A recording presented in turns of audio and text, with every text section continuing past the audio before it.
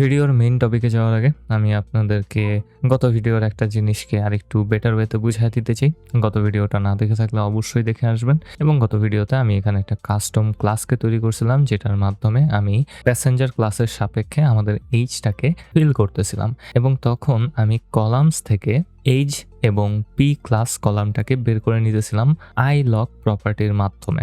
এবং এটা আসলে মাঝে মধ্যেই একটু কনফিউশনের তৈরি করতে পারে যে আই লকের কোন পজিশনে কোনটা আছে। তো এই ক্ষেত্রে আমরা যখন অ্যাপ্লাই মেথডটাকে ব্যবহার করি কোনো একটা ডাটা ফ্রেমের মাল্টিপল কলামসের উপরে, তখন সেই কলামসগুলো একটা সিরিজ আকারে ওই ফাংশনের ভেতরে পাঠানো হয় এবং সেটাকে আমরা চাইলে ডাইরেক্টলি ইন্ডেক্স কলিং এর মাধ্যমেও এখানে নিয়ে আসতে পারি। সো আই লক ব্যবহার না করেও আমি যদি একটা ব্রেকেট দিয়ে এখানে কলাম নেমটাকে লিখে দিই, তাহলেও এটা কমপ্লিটলি একইভাবেই কাজ করবে। কারণ সিরিজের ক্ষেত্রে যখন আমরা ইন্ডেক্সিং করি তখন আমরা ইন্ডেক্সিংটা করি কলামের ইন্ডেক্স নেমের সাপেক্ষে। সো এই ক্ষেত্রে আমাদের কাছে যেই কলামসগুলোকে পাঠানো হবে সেগুলো একটা সিরিজে থাকবে এবং সেই সিরিজের নেমগুলা ইন্ডেক্স আকারে সেট করা থাকবে। সো আমি এইচ এবং পি ক্লাসকে বের করে নিতে পারি জাস্ট সিম্পল থার্ড ব্র্যাকেটের ভেতরে কলাম নেমটাকে দিয়ে দেওয়ার মাধ্যমে, এবং এটা কাজ করবে। অ্যান্ড অ্যাগেন গত ভিডিওটা যদি না দেখে থাকেন তাহলে অবশ্যই দেখে আসতে হবে, নাহলে হয়তো আপনারা কিছুই বুঝতেছেন না। আর যদি আপনারা কোনো কিছুই না বুঝে থাকেন এতক্ষণ ধরে আমি কি বললাম, তাহলে আপনারা খুব সম্ভবত আমার চ্যানেলে নতুন। আসসালামু আলাইকুম এভরিওয়ান, কি অবস্থা সবার? আশা করি সবাই ভালো আছেন, সুস্থ আছেন, সুন্দর আছেন। আমি আলহামদুলিল্লাহ ভালো আছি। ওয়েলকাম টু মাই চ্যানেল, যেখানে আমি নিজে শিখি এবং আপনাদেরকে শেখাই। আমার একটা ডিসকর্ড সার্ভার আছে, আপনারা চাইলে সেখানেও জয়েন করতে পারেন। এবং এটা হচ্ছে আমার মেশিন লার্নিং এর উপরে সিরিজ, যে জায়গায় আমরা লজিস্টিক রিগ্রেশন শিখতেছি অ্যান্ড ওইটার জন্য আমরা ডাটা প্রি প্রসেসিং ফেজে আছি এবং আমরা মিসিং ডাটাগুলোকে এখন ফিল করে ফেলছি এবং আমাদের ডাটাটা এখন কমপ্লিটলি ক্লিন হয়ে যাওয়ার কথা। সো আমি এখানে ডাটা ডট ইনফো মেথডটাকে চালাবো অ্যান্ড দেন আমি সকল সেলগুলোকে আরেকবার রান করে দিব, কারণ আমি ভিএস কোড আবারও রিস্টার্ট করছিলাম। তো এই ক্ষেত্রে সবকিছু রান হয়ে গেছে এবং আমার চোখের সামনে এখন আমাদের ডাটা ফ্রেমের অথবা ডাটা সেটের, যেটাই বলেন না কেন, ডাজেন্ট ম্যাটার ভাই, আপনার যেটা মন চায় ওইটাই কইতে পারেন, আপনি এটারে কাঁঠালের বিচিও কইতে পারেন, কোনো সমস্যা নাই। কিন্তু এই ক্ষেত্রে আমাদের কাছে একটা ডাটা ফ্রেম আছে এবং ওই ডাটা ফ্রেমের ভেতরে এখন আর কোনো ধরনের মিসিং ভ্যালুস নাই। এবং মিসিং ভ্যালু যেহেতু নাই, আমাদের এখন আইডেন্টিফাই করে নেওয়া উচিত যে কোন কোন কলামগুলো একেবারে ইউজলেস। সো আমি একটু ডাটার হেডটাকে দেখে নিব, data dot head method run করব এবং লেটস সি এখান থেকে কোনটা কোনটা একেবারে ইউজলেস হবে। সবার প্রথমে যে জিনিসটা আমার চোখে পড়তেছে সেটার নাম হচ্ছে প্যাসেঞ্জার আইডি। এটা জাস্ট প্রত্যেকটা প্যাসেঞ্জারের জন্য একটা ইউনিক আইডেন্টিফায়ারের মতো। আমাদের কাছে অলরেডি একটা আইডি কলাম আছে, সো এক্সট্রা করে আইডি কলাম নেওয়ার কোনো দরকার নাই। সো আমরা এটারে পুরাপুরি রিমুভ মেরে দিতে পারি। তারপরে যেটা নাম মনে পড়তেছে সেটার নাম হচ্ছে নেম। ইয়েস, নেমের সাপেক্ষে কারোর জীবন মৃত্যু হওয়া উচিত না। আপনি ভাবেন আপনি একটা জাহাজের ভিতরে উঠছেন, সবচেয়ে বড় জাহাজ, কি সুন্দর খাওন দেখা আপনার মুখে লোল পড়ে যেতেছে এবং আপনি জাস্ট খাইতে বইবেন, ওই টাইমে কেউ আপনার মেরে নিল।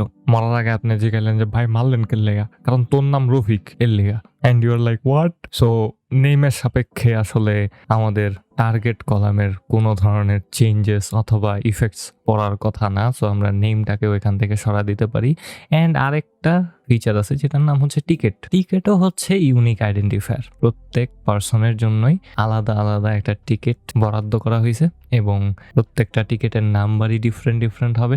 সো এই ক্ষেত্রে টিকেট থাকলেই কি আর না থাকলে কি, আপনার যদি মরার থাকে তাহলে আপনি মরবেনই। সো আমরা ধরতে গেলে এই তিনটা কলামকে একেবারে কমপ্লিটলি ড্রপ করে দিতে পারি। সো আমি ডাটা ডট ড্রপ মেথডটাকে ব্যবহার করব এবং এটার ভেতরে কলামস আর্গুমেন্টের ভেতরে একটা লিস্টকে পাঠাবো, যেটার ভেতরে আমাদের কলাম নেমগুলো লিখে দিতে হবে। তো প্রথম কলামের নাম হচ্ছে প্যাসেঞ্জার আইডি এবং দুইটা ছোট হাতের, আমি ও লিখছি কেমনটা লাগে। তারপর আমাদেরকে নেম কলামটাকে ফালাই দিতে হবে। সো নেম কলামটাকে এখান থেকে ফালাই দিলাম এবং ফাইনালি টিকেট কলামটাকেও ফালাই দিতে হবে। সো টিকেট কলামটাকেও ফালাই দিলাম এবং এখন simply in place is equals to true মেথডটাকে ব্যবহার করব যেন সবকিছু গায়েব হয়ে যায়, এরর দেখায় নাই। এবং আমি যদি আরেকবার আমাদের ডাটার হেডটাকে দেখি তাহলে এখন অপ্রয়োজনীয় ফিচারগুলো গায়েব হয়ে যাওয়ার কথা। এবং হ্যাঁ, অপ্রয়োজনীয় ফিচারগুলো গায়েব হয়ে গেছে। সো এই ক্ষেত্রে আমাদের একটু ভিজুয়ালাইজেশন করে নেওয়া উচিত, কারণ আমরা অনেক ধরনের প্রসেসিং করছি, মিসিং ডাটাকে ফিল করছি। আমাদের এখন ডাটার ভেতরে কোনো অ্যাবনর্মালিটি আছে কিনা সেটা একটু দেখে নেওয়া উচিত। সো জাস্ট সিম্পলি আমরা একটু ভিজুয়ালাইজেশন করার চেষ্টা করব। আমি আমাদের এই সারভাইভড ফিচারের কাউন্টটাকে একটু দেখতে চাই, জাস্ট ডিস্ট্রিবিউশনটাকে দেখতে চাই যে আসলে কত মানুষ মরছিল এবং কত মানুষ বাইচা ছিল। সো আমি SNS.count প্লটটাকে ব্যবহার করব। আমি এখানে কাউন্ট প্লট ব্যবহার করতেছি কারণ হচ্ছে যে সারভাইভড ফিচারটা একটা ক্যাটাগরিক্যাল ফিচার। সো আমরা এখানে হিস্টোগ্রাম ব্যবহার করতে পারি না। সো এখানে data is equals two data এবং এক্স অক্ষ বরাবর আমি সারভাইভটাকে দেখতে চাই। আমি যদি রান করে দেই তাহলে দেখতে পারবো যে অনেকগুলা মানুষই মারা গেছিল এবং মারা যাওয়া মানুষের সংখ্যার পরিমাণ বেশি যারা বাচ্চা ছিল তাদের থেকে, কারণ জাহাজ যখন ডুবছে, আপনারা তো টাইটানিক ছবি দেখছেন ভাই, অমনে কোথাও যদি রোজ এত বড় একটা ঢাকনার উপরে হইয়া থাকে আর মানুষের যদি জায়গা না দেয় তাহলে তো মানুষ মরবই। আর আমি শিওর যে ওই রকম রোজ খালি একটা ছিল না, আরো 3-4টা অন্য আসিল, মুভিতে খালি দেখাইতে পারে নাই। যাই হোক, ওই দিকে না যাই, কন্ট্রোভার্সাল টপিক নিয়ে কথা বলার কোনো দরকার নাই। অ্যান্ড এই ক্ষেত্রে আমরা এখান থেকে ফুল পিকচারটাকে আসলে পাইতেছি না। আমি আরও কিছু ইনফরমেশন দেখতে পারি যদি আমি এখানে একটু হিউকে সেট করে দিই। সো HUE আমি হিউ সেট করে দিতে চাই ক্লাস হিসাবে। সো পি ক্লাসের হিসাবে আমি দেখতে চাই যে কোন ক্লাসের মানুষ কত বেশি মারা গেছে, এবং রান করার পর একটা হরিফিক দৃশ্য এখানে দেখতে পারবো যে ক্লাস 3-তে যারা ছিল তাদের মৃত্যুর হার অনেক বেশি এবং সার্ভাইভালের দিক থেকেও তাদের সার্ভাইভ করার হারও অনেক কম। সো যারা মারা গেছিল টাইটানিক জাহাজে তাদের অনেকেই ছিল গরিব মানুষ এবং তারা খুব সম্ভবত জাহাজে উঠছিল জাস্ট অন্য কোথাও যায় টাকা ইনকাম করার উদ্দেশ্যে, কিন্তু তারা যেই ক্লাসের টিকিট কিনছে সেই ক্লাসের টিকিটের যে সকল রুম দেওয়া হইতো সেগুলো আসলে খুবই ঘিঞ্চি ছিল। সো এক জায়গাতে অনেক মানুষ থাকার কারণে অনেকেই বের হইতে পারেনি এবং অনেকেই আসলে মারা গেছে। এটা খুবই দুঃখজনক একটা ব্যাপার যে জীবনের তাগিদে কোনো একটা জাহাজে চড়া ওই জাহাজেই নিজের শেষ সময়গুলা পার করা ভয়ের ভেতরে, এটা খুবই ভয়ঙ্কর। এবং এই ক্ষেত্রে আমি যদি একজন মানুষের কথা না বলি তাহলে হয় না। All my respects to Osman Hadi ভাই, হি ট্রাইড। এবং আমি একটা পোস্ট দেখছিলাম যে পোস্টের ভেতরে লেখা ছিল আমাদের দেশে হবে সেই ছেলে কবে হয়েছিল, কিন্তু ওরা মাইরা ফেলছে। আল্লাহ ওনাকে জান্নাত নসিব করুন, এইটাই আমি চাই। এবং ওনার পরিবারকে এবং ওনার ছোট বাচ্চাটাকে যেন আল্লাহ খুব সুন্দরভাবে বড় করতে পারে, ভালো একটা মানুষ যেন হয়, সেটাই আশা করি। আমি সচরাচর এই সকল জিনিস নিয়ে কথা বলতে পছন্দ করি না, কিন্তু আমার মনে হয় যে আমি যদি এটা না বলি তাহলে আসলে নিজের মনের ভেতরেই একটা আক্ষেপ থেকে যাবে। সো আমার সকল দোয়া ওসমান হাদি ভাইয়ের জন্য এবং ওনার পরিবারের জন্য। আশা করি আপনারাও ওনার জন্য দোয়া করবেন এবং ওনার পরিবারের একটা সুন্দর ভবিষ্যতের আশা করবেন। পুরাই সাইড বানায় দিলাম হ্যাঁ ভিডিওর মাঝখানে। নর্মালি সচরাচর আমি একটু ফান করে কথা বলি, কিন্তু আজকে বলতেই হলো। যাই হোক, মাইন্ড ড্রাইভার করতে হবে, আমাদেরকে একটু শিখতে হবে। এবং এই ক্ষেত্রে আমরা একটা সিনারিও পাইতেছি যে আসলে আমাদের ডাটাটা জেনুইনই বলা যায়, কারণ এরকম ঘটনাই ঘটছিল এবং প্যাসেঞ্জার ক্লাস 3-তে যারা ছিলেন তারা অনেক বেশি সংখ্যায় মারা গেছিলেন। এবং আমি যদি একটু সেক্স কলামের সাথে এটা একটু ভিজুয়ালাইজ করি তাহলে দেখতে পারবো যে যারা মারা গেছিলেন তাদের অনেকেই ছিলেন মেল। কারণ এগেন এই সিনারিওটা যে আপনি যেখানে আছেন সেখানে আপনি একটা খারাপ জীবন লিড করতেছেন এবং আপনার আশা যে আপনি টাইটানিকে করে কোনো একটা জায়গাতে যাবেন এবং সেখানে একটা ভালো আর্নিং করে আবার ফেরত আসবে পারবেন, সেইটার আশাটা আসলে নিয়েই অনেকে উঠছিল খুব সম্ভবত। এবং তারা বেশিরভাগই ধরতে গেলে প্যাসেঞ্জার ক্লাস 3-তে উঠছিল অ্যান্ড তারপরেরটা তো আপনারা জানেনই। তো এই ক্ষেত্রে আমরা বলতে পারি যে আমাদের ডাটাটা কিছুটা জেনুইন এবং আমরা ডাটাতে কিছু ফিল করছি। এবং যেহেতু আমি গত ভিডিওতে এই এইচ কলামটাকে ফিল করছিলাম প্যাসেঞ্জার ক্লাস কলামের সাপেক্ষে, সেহেতু আমি আপনাদেরকে টাস্ক দিব যে আপনারা এই এইচ কলামের ডিস্ট্রিবিউশনটা একটু দেখে নেবেন। এটার ভেতরে অবশ্যই কিছু অ্যাবনর্মালিটি থাকবে, কারণ আপনি ফুললি জেনুইনলি রিক্রিয়েট করতে পারবেন না, কারণ অনেকগুলো ডাটাই ওখানে মিসিং ছিল। সো এই ক্ষেত্রে আমরা এটাকে আপাতত ইগনোর করে যাব এবং এখন আপনাদের সাথে মেইন টপিক নিয়ে প্যাচাল পারতে হবে। আমাদের কাছে কিছু ক্যাটাগরিক্যাল কলাম আছে, প্যাসেঞ্জার ক্লাস, সেক্স, এমবার্কড, এই সকল কলামগুলো কমপ্লিটলি ক্যাটাগরিক্যাল। এবং আমরা যদি লক্ষ্য করি তাহলে দেখব যে প্যাসেঞ্জার ক্লাস বাদে সেক্স এবং এমবার্কড এই দুইটা ফিচারের ক্ষেত্রে ভ্যালুগুলো স্ট্রিং আকারে আছে। এমবার্কডের ক্ষেত্রে একটা সিঙ্গেল ক্যারেক্টার দিয়ে বোঝানো হইতেছে, সেক্স ফিচারের ক্ষেত্রে আমরা মেল এবং ফিমেল দেখতে পারতেছি। এবং আমি আপনাদেরকে বলছিলাম যে আপনার পিসি 0 আর 1 ছাড়া কোনো কিছু বুঝে না ভাই, ওর যা কিছু হবে সব কিছু হবে 0 আর 1-এ। আপনি যেই ভ্যালুই দেন না কেন ওটা বাইনারিটা কনভার্ট হবে এবং বাইনারি আপনার পিসি খুব সুন্দরভাবে বুঝতে পারে। সো এই ক্ষেত্রে আপনি মেল ফিমেল যেটাই লেখেন না কেন ওইটা বাইনারিতে কনভার্ট হবে এবং কনভার্ট হওয়ার পর আপনার পিসি সেটাকে বুঝে নেবে। কিন্তু যদি আপনারা একটু ভাবেন যে আপনাদের এই ক্যাটাগরিক্যাল কলামগুলোতে খুবই স্পেসিফিক কিছু লিমিটেড সংখ্যক ভ্যালুজ আছে, যেমন সেক্স কলামের ক্ষেত্রে মেল এবং ফিমেল, অন্য কোনো ভ্যালু এখানে হইতেই পারে না। ইমবার্কডের ক্ষেত্রে আমি আপনাদেরকে বলছিলাম যে এখানে শুধুমাত্র এসসি এবং কিউই হইতে পারে, এছাড়া অন্য কোনো ভ্যালু হইতে পারে না। প্যাসেঞ্জার ক্লাসের জন্য 1, 2 এবং 3 ভ্যালু হইতে পারে, অন্য কোনো ভ্যালু এখানে হবে না। সো কেন আমি মেল ফিমেল আলাদা আলাদা স্ট্রিংয়ের জন্য এত লম্বা লম্বা বাইনারি সেট তৈরি করব ভাই? আমি তো এগুলোর জন্য একটা ভ্যালুকে অ্যাসাইন করেই দিতে পারি নাম্বারে, তাই না? মেইলের জন্য 1, ফিমেলের জন্য 2, অথবা ফিমেলের জন্য 1, মেইলের জন্য 2, এস এর জন্য এখানে 1, সি এর জন্য 2, কিউ এর জন্য 3 সেট করে দিলাম। পি ক্লাসে অলরেডি সেট করাই আছে। এবং এই প্রসেসটাকে বলা হয় ইনকোড করা, অথবা মোর ফর্মালি বলতে গেলে এটাকে বলা যায় লেবেল ইনকোড করা। এবং আমরা এটাকে অনেক ব্যবহার করব পরবর্তীতে। কিন্তু এখানে একটা ঝামেলা আছে ভাই। ঝামেলাটা হচ্ছে এই যে ধরেন আমি একেবারে নিচে চলে আসি, ধরেন আপনি মেইলের জন্য সেট করলেন 1-এ, ফিমেলের জন্য সেট করে দিলেন 2-তে। আপনার পিসি যেই অ্যালগোরিদমটাকে ব্যবহার করবে সেই অ্যালগোরিদম সবসময়ই কোনো একটা অর্ডারকে বোঝার চেষ্টা করবে। মেলের জন্য এখানে 1 সেট করে দিয়েছেন এবং ফিমেলের জন্য 2 সেট করে দিলেন। আপনার অ্যালগোরিদমটা যদি ভুল করে এটা ধরে নেয় যে 2 যেহেতু গ্রেটার দেন 1 সেহেতু ফিমেল ভ্যালুসগুলো বেশি প্রায়োরিটি পাবে, তাহলেই কিন্তু আপনার মডেলের অবস্থা খারাপ। কারণ আমরা এখানে দেখতে পারতেছি যে মেইলের সংখ্যা বেশি, কিন্তু যদি আপনার মডেল ভুল করে জাস্ট 2 ইজ গ্রেটার দেন 1 হওয়ার জন্য ধরে নেয় যে ফিমেল প্রায়োরিটি পাবে বেশি সার্ভাইভালের দিক থেকে, যে ডেথ বেশি হয়েছে ফিমেলের, এটা যদি জাস্ট ধরে নেয় তাহলেই কিন্তু কাহিনী শেষ, আপনার মডেল খারাপ পারফর্ম করা শুরু করলো। সো এই ক্ষেত্রে আমাদের একটা জিনিস খুব সুন্দরভাবে মাথায় রাখতে হবে। আমি এরপরে ধরতে গেলে পুরা ভিডিও শেষ করে ফেলছি এবং ভিডিও শেষ করার পর বুঝতে পারছি যে আসলে আমার সকল ধরনের কথাই ইনক্রিপ্টেড এবং কারাপ্টেড হয়ে গেছিল এবং আমি ওই পজিশন থেকে আবারও শুরু করতেছি। সো যেটা কইতে চাইতেছিলাম ওইটা হচ্ছে যে ভাই আপনার এটা আগে বুঝতে হবে যে আপনার ক্যাটাগরিগুলোর ভেতরে কোনো ধরনের ন্যাচারাল অর্ডার আছে কিনা।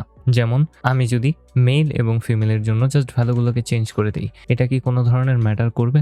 অবশ্যই করবে না। সো এই ক্ষেত্রে আমরা আসলে যদি কোনো ধরনের ন্যাচারাল অর্ডার ফলো না করে এইরকম কোনো ক্লাসেস নিয়ে কাজ করি, তাহলে আমরা সেটাকে লেবেল ইনকোডিং করতে পারবো না।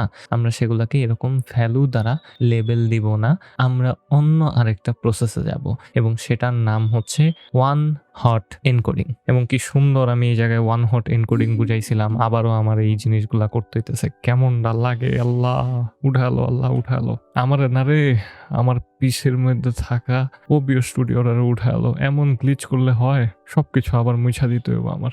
ধরেন আপনাদের কাছে এরকম একটা কলাম আছে, যে কলামের ভেতরে ঢাকা, চট্টগ্রাম, সিলেট এবং ঢাকা, চট্টগ্রাম, সিলেট এই 3টা ভ্যালু দেওয়া আছে। ওগুলা রিপিটেড হইতেছে, কিন্তু বারবার একই জিনিস রিপিটেড হইতেছে। সো আমাদের কাছে ডি আছে, এস আছে এবং সি আছে। এন্ড আপনারা যদি একটা জিনিস ভালোভাবে ভাবেন, আপনার এই কলামে এই 3টা ভ্যালুর বাইরে অন্য কোনো ভ্যালু কি হইতে পারে? না, কোনোভাবেই হইতে পারে না। সো কোনো একটা রোতে যদি ঢাকা হয়, তাহলে ওই রোতে অন্য কোনো কিছু হওয়ার সম্ভাবনা নাই। সো আমি কি করব, জাস্ট যেখানে যেখানে ঢাকা আছে সেখানে সেখানে 1 দিয়ে দিব, 1 1। এবং জাস্ট আমি বুঝাইতে চাইতেছি যে এই জায়গাগুলোতে ঢাকা আছে এবং বাকি জায়গাগুলোতে ঢাকা নাই, ওগুলোর জন্য আমি এখানে 0 সেট করে দিলাম। এবং আমরা যদি এখানে লক্ষ্য করি, এই কলামটা আসলে কি বুঝাইতেছে? এই নতুন কলামটা বুঝাইতেছে যে ঢাকা হওয়ার প্রবাবিলিটি কতটুকু, কোন কলামের সাপেক্ষে? আমাদের সিটি কলামের সাপেক্ষে। আমি সেম কাজটা সিলেট এবং চট্টগ্রামের জন্য করতে পারি। সো চট্টগ্রামের জন্য যেখানে যেখানে আমি চট্টগ্রাম পাবো সেখানে সেখানে জাস্ট আমি 1 দিয়ে দিব। সো চট্টগ্রাম এখানে আছে, চট্টগ্রাম এখানে আছে, আমি 1 দিয়ে দিলাম এবং বাকি সকলগুলা 0 দিয়ে দিব, কারণ ওই জায়গাগুলোতে নাই। এবং এইটা আমাদেরকে কি বলবে যে কোন রোতে চট্টগ্রাম আছে এবং কোন রোতে চট্টগ্রাম নাই। এবং যদি লক্ষ্য করেন আমাদের এই দুইটা নতুন কলাম একে অপরের সাথে কোনোভাবেই কনফ্লিক্ট করতেছে না। যেখানে ঢাকা আছে সেখানে আমরা কোনোভাবেই চট্টগ্রামের ক্ষেত্রে 1 দেখতে পারি না। এবং এটা প্রত্যেকটা ক্লাসের জন্যই সত্য। এবং সত্য হওয়ার পিছনে কারণটা কি? কারণটা হচ্ছে খুবই সিম্পল, যে আমাদের এই ক্লাসগুলো ওই কলামে কখনো একই জায়গাতে রিপিট হইতেছে না। যদি রিপিট হয় তাহলে ঝামেলা আছে। সো আমি চাইলে এখানে সিলেটকেও নিয়ে নিতে পারি। সিলেট আছে এই দুই জায়গাতে, সো সিলেটের জন্য এখানে 1 এবং সিলেটের জন্য এখানে 1। বাকি সব আমি এখানে 0 করে দিতে পারি, জাস্ট 0 করে দিব, আর কিছু না। এবং এটা ধরে রাখবে আমাদের সিলেটের প্রবাবিলিটিটাকে। অ্যান্ড এই জায়গায় আমি একটা উইয়ার্ড কাজ করব। আমি জাস্ট আমাদের এই সিটি কলামটাকে গায়েব করে দিব। এবং আপনারাই এখন একটু সুন্দরভাবে বলেন তো যে আমরা এই 3টা আলাদা আলাদা কলামের মাধ্যমে বুঝতে পারতেছি না যে কোন রোয়ে কোন ভ্যালুটা থাকার কথা। এই 3টা কলাম কিন্তু খুব সুন্দরভাবেই সেটাকে রিপ্রেজেন্ট করতেছে। আমরা প্রথম কলামে যেখানে ঢাকার ভ্যালুটা দেখতে পারতেছিলাম সেখানের জন্য আমরা বাকি কোথাও 1কে দেখতে পারবো না। আমি যদি একটা স্যাম্পলের জন্য ঢাকায় 0 দেখি তখন আমি ডাইরেক্টলি বুঝা যেতেছি যে ওখানে হয় চট্টগ্রাম হবে, না হলে সিলেট হবে। বাকিগুলা 0 হওয়ার কোনো সম্ভাবনা নেই, কোনো একটা ভ্যালু অবশ্যই হইতে হবে। সো আমি যদি চট্টগ্রাম এবং সিলেটের দিকে লক্ষ্য করি তাহলে আমি চট্টগ্রামে 1 দেখতে পারতেছি, এবং যেখানেই আমি 1 দেখব সেখানেই আমি বুঝা যেতেছি যে বাকিগুলো 0 হয়ে যাবে। সো আমার সিটি কলামে থাকা 3টা আলাদা আলাদা ক্যাটাগরিকে আলাদা আলাদা ভ্যালু দেওয়ার বদলে এখন আমার কাছে 3টা টেম্পোরারি কলাম আছে, যেই 3টা কলামের মাধ্যমে আমরা খুব ইজিলি বুঝা যেতেছি যে কোন কলামে কোন ভ্যালুটা আছে। অ্যান্ড এই ক্ষেত্রে যদি আরেকটা জিনিস লক্ষ্য করেন আপনারা, তাহলে যেটা বললাম যে এখানে আমাদের আর ন্যাচারাল অর্ডার নিয়ে প্যারা নিতে হইতেছে না, যে আমি যদি ডি এর জন্য 1 সেট করি, সি এর জন্য 2 সেট করি, এস এর জন্য 3 সেট করি, তাহলে 3 2 এর থেকে বড়, 2 1 থেকে বড়, তাহলে প্রায়োরিটি পাইতে পারে সিলেট বেশি। এইসব নিয়ে আমার কোনো প্যারাই নিতে হইতেছে না, কারণ আমাদের ওই সকল ভ্যালুর জন্য এখন আলাদা আলাদা কলাম আছে, এবং যেই কলামগুলো শুধুমাত্র বুলিয়ান ভ্যালুর মাধ্যমে নির্ধারিত হইতেছে যে ওইটা ওই রোতে আছে কি না। এবং এটা আসলে কোনোভাবেই ওই ভ্যালুটাকে হাইলাইট করতেছে না অথবা ওই ভ্যালুর প্রায়োরিটিটাকে নির্দেশ করতেছে না। এবং এটাকেই বলা হয় 1 হট এনকোডিং। এবং এটার নাম 1 হট হওয়ার পেছনে কারণ হচ্ছে এই যে এই 3টা কলাম একে অপরের পারফেক্ট প্রেডিক্টর। এবং এটার মিনিং হচ্ছে এই যে ফ্যান্সি ওয়ার্ড ইউজ করছি খুব, পারফেক্ট প্রেডিক্টর। জাস্ট সিম্পলি ওইটাই যে কোথাও যদি 1 হয় বাকিগুলা 0 হবেই মাস্ট। এটাকেই পারফেক্ট প্রেডিক্টর কলাম বলা হয়। এবং কোনো কলাম যদি একে অপরের পারফেক্ট প্রেডিক্টর হয় তাহলে আমি যে কোনো একটা কলামকে গায়েব করে দিতে পারি, তারপরেও এটা পারফেক্ট প্রেডিক্টর আকারেই থাকবে। আমাদের কাছে যদি 2টা কলাম হইতো এবং ওই 2টা কলাম থেকে আমি একটা কলামকে যদি কমপ্লিটলি গায়েব করে দিতাম তাহলেও ওই থাকা কলামটাও পারফেক্ট প্রেডিক্টর আকারেই কাজ করতো। জাস্ট ভাবেন আমাদের এই সিলেক্ট কলামটা নাই, আমাদের কাছে শুধুমাত্র ঢাকা এবং চট্টগ্রামের জন্য 2টা কলাম আছে। এবং এই 2টা কলামের ক্ষেত্রে আমরা যদি একটু লক্ষ্য করি তাহলে দেখব এখানে ঢাকার জন্য 0, চট্টগ্রামের জন্য 0। তার মানে এই রোতে ঢাকাও নাই চট্টগ্রামও নাই। যেহেতু আমরা জানি যে 3টা ভ্যালুই হইতে পারে এবং ঢাকাও নাই চট্টগ্রামও নাই, হবে কোনটা? Sylhet. So does it matter যে আমার সিলেট কলামটা আছে কি নাই? ম্যাটার করে না। আমরা একেবারে পারফেক্টলি এটাকে প্রেডিক্ট করতে পারবো। যেমন আরো একটা রো আছে যেখানে ঢাকা এবং চট্টগ্রামের ভ্যালু 0 0, তাহলে আমি বলতেই পারতেছি যে ওইটার জন্য সিলেট হবে। এবং আমি এখান থেকে যে কোনো কলামকে চুজ করে নিতে পারতাম এবং ওইটাকে রিমুভ করে দিতে পারতাম। বাকি 2টা কলাম ওই গায়েব করা কলামের পারফেক্ট প্রেডিক্টর আকারে কাজ করতো। এবং এটাকেই বলা হয় ওয়ান হট এনকোডিং। তাহলে আমরা কি করব, প্রথমে আমরা একটা ক্যাটাগরিক্যাল কলাম নিব এবং সেই ক্যাটাগরিক্যাল কলামের প্রত্যেকটা ক্লাসকে আলাদা আলাদা কলামে রূপান্তর করব এবং সেই কলামগুলো রিপ্রেজেন্ট করবে কোন রোতে ওই ভ্যালুটা আছে, কোন রোতে নাই। এবং তারপর ওই সকল ক্লাস থেকে যে কোনো একটাকে আমি রিমুভ করে দিতে পারি, বাকি দুইটা অথবা একটা অথবা তিনটা। যদি 4টা ক্লাস হইতো, আমি একটা রিমুভ করে দিলে 3টা পাইতাম এবং ওই 3টাই পারফেক্ট প্রেডিক্টর হইতো। মেইন কথা হচ্ছে এইটাই যে যতগুলাই ক্লাস থাকুক না কেন, ওগুলাকে যদি আমি একটা প্রেডিকশন কলামে রূপান্তর করি, তাহলে আমি ওই ক্লাসগুলো থেকে যে কোনো একটা ক্লাসকে রিমুভ করে দিতে পারি, যেমনটা আমি এখানে সিলেক্ট ক্লাসকে রিমুভ করে দিছি। এবং ওইটা পারফেক্ট প্রেডিক্টর আকারে কাজ করবে এবং কোনো ধরনের সমস্যাই হবে না। এবং এতে করে কি হইতেছে, আমাদের জায়গা বাঁচতেছে, আমাদের বায়াসনেস হইতেছে না, এবং বিনা কারণেই প্রায়োরিটি আমরা সেট করতেছি না লেভেল ইনকোডিং এর মাধ্যমে। আমি লেভেল ইনকোডিং নিয়েও আপনাদের সাথে অনেক লম্বা কথা বলতে যেতেছি, অ্যান্ড পরের ভিডিওতে আমি আপনাদেরকে এই ওয়ান হট ইনকোডিং আমরা কিভাবে কোডিং এর মাধ্যমে করতে পারি সেটা দেখাবো, এবং সাথে সাথে আমরা একটা লজিস্টিক রিগ্রেশন মডেলকেও তৈরি করে ফেলার চেষ্টা করব। আশা করি আমি আপনাদেরকে ঠিকঠাকভাবে বুঝাইতে পারছি। যদি ভিডিওটা ভালো লেগে থাকে তাহলে একটা লাইক করেন, একটা কমেন্ট করেন, একটা সাবস্ক্রাইব করেন, কারণ সাবস্ক্রাইব করলে আমার ভালো লাগে, আমার মনে শান্তি লাগে। হাদি ভাইয়ের পরিবার এবং হাদি ভাইয়ের জন্য অবশ্যই দোয়া করবেন। পরের ভিডিওতে আপনাদের সাথে আবারও কথা হবে।